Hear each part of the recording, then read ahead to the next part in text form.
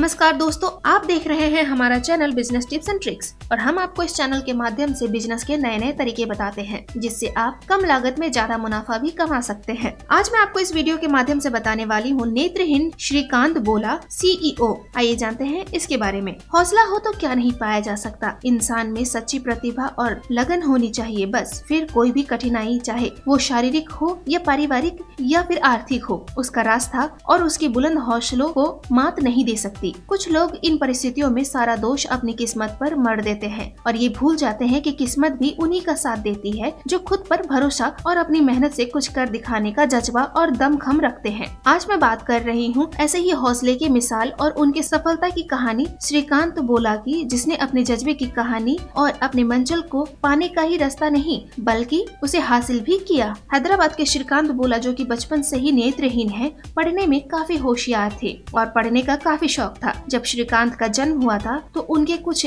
रिश्तेदारों और पड़ोसियों ने श्रीकांत के अंधेपन के कारण उनके माता पिता से कहा था कि उन्हें अनाथालय में उसे दान कर दो या फिर मार डालो, इतनी तक की सलाह दी गई थी। आज मात्र 24 वर्ष के श्रीकांत बोला 80 करोड़ रुपए की consumer food processing company वॉलेंट industry के CEO के पद पर नियुक्त हैं। उन्होंने ये कंज्यूमर फूड पैकेजिंग कंपनी बनाकर कई लोगों के लिए एक मिसाल कायम की है। इनकी company consumer food packaging, printing और ग्लू का बिजनेस कर रही है और काफी प्रोग्रेस भी कर रही है। उनके 5 प्लांट में 450 लोग सीधे काम कर रहे हैं और साथ ही साथ अप्रत्यक्ष रूप से उनकी कंपनी के द्वारा कई हजार लोगों को काम मिला हुआ है। उसकी कंपनी की खास बात ये है कि कंपनी में उसके जैसे दृष्टिहीन और अशक्त लोगों की संख्या 70% है। इन लोगों के साथ ही वो खुद भी रोजाना 18 घंटे काम करते हैं। श्रीकांत के माता पिता ने समाज की बातों को ठुकराते हुए उन्हें पाला और बेहतर शिक्षा भी दी। बावजूद इसके कि उनके परिवार की मासिक आय 1600 रुपए प्रति महीना थी, जो कि जरूरतों के अनुसार बहुत कम थी और उनकी ये कोशिश रंग लाई। परिवार की आर्थिक स्थिति ठीक न होने के बावजूद श्रीकांत ने 10वीं में अच्छे मार्क्स से पास किया। उनकी दृष्टिहीनता के कारण बचपन से ही उन्हें समाज द्वारा भेदभाव का कष्ट झेलना पड़ा। स्कूल में कोई भी उन्हें मौजूदगी का स्वीकार नहीं करता था। उन्हें हमेशा कक्षा के अंतिम बेंच पर बैठाया जाता था। यहाँ तक कि PT की कक्षा में शामिल होने की मनाही थी। उनकी मुश्किलें यही खत्म नहीं हुई। उनके जीवन में फैला अंधेरा हर वक्त उनके आड़े आता था। इसी कारण उनकी पढ़ाई में भी दिक्कत आ रही थी, क्योंकि वो जो विषय पढ़ना चाहते थे उसमें एडमिशन नहीं मिल पा रहा था। साइंस पढ़ने की चाहत लिए वो हर स्कूलों की ठोकर खा रहे थे। कहते हैं, जब आप एक ईमानदार कोशिश पूरे हौसले और जज्बे के साथ करते हैं तो पूरी कायनात आपको आपकी मंजिल से मिलाने की कोशिश में लग जाती है। और श्रीकांत के साथ भी कुछ ऐसा ही हुआ। वे खुद ईमानदार थे, इसलिए उन्हें एक ईमानदार मददगार भी मिल गए। ऐसे में उनके रास्ते को आसान करने के लिए एक टीचर ने उनकी मदद करी और कोर्ट में आवेदन किया। काफी मेहनत करने के बाद आखिरकार कोर्ट ने अपने फैसले में श्रीकांत को साइंस से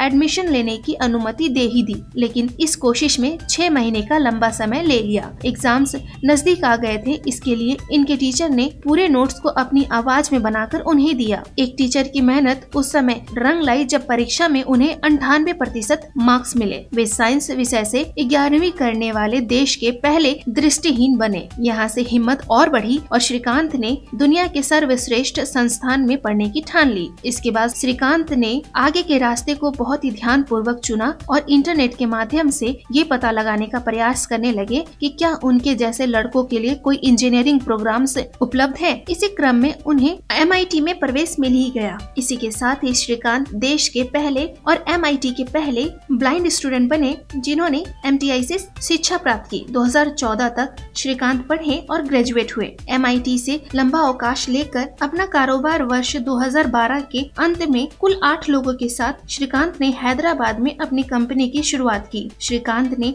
लोगों के खाने पीने की सामान की पैकिंग के लिए कंज्यूमर फूड पैकेजिंग का गठन किया। उनकी कंपनी आंध्र प्रदेश, तेलंगाना और कर्नाटक में मैन्युफैक्चरिंग के कार्यों के साथ प्राकृतिक पत्ती और बेकार कागजों को फिर से उपयोग में लाकर पर्यावरण के अनुकूल डिस्पोजल पैकेजिंग का निर्माण करती है। इस कंपनी की शुरुआत श्रीकांत ने 8 लोगों की एक टीम के साथ बिजनेस शुरू करने के लिए की थी, लेकिन उस वक्त उनके पास पूंजी बहुत कम थी। इसमें उनकी टीचर ने अपने गहने गिरवी रखकर उन्हें पैसे दिए थे। उन्होंने इस कंपनी में सबसे पहले आसपास के बेरोजगार लोगों को जोड़ा, जिसमें श्रीकांत ने ब्लाइंड लोगों को काम दिया। जब श्रीकांत की कंपनी अच्छी रफ्तार पकड़ने लगी तो पैसों की कमी आना कम होने लगी। लेकिन श्रीकांत जिद्दी थे और इससे पीछे हटने वाले नहीं थे। उन्होंने कई फंडिंग कंपनी से और बैंकों से फंड जुटाकर अपने काम को आगे बढ़ाया और फर्श से अर्श तक का सफर तय किया। श्रीकांत के साहस को सलाम करते हुए रतन टाटा ने उनकी कंपनी में इन्वेस्ट किया। श्रीकांत शतरंज और क्रिकेट जैसे खेलों के भी दृष्टिहीन क्षेत्र में राष्ट्रीय खिलाड़ी रहा है। हाल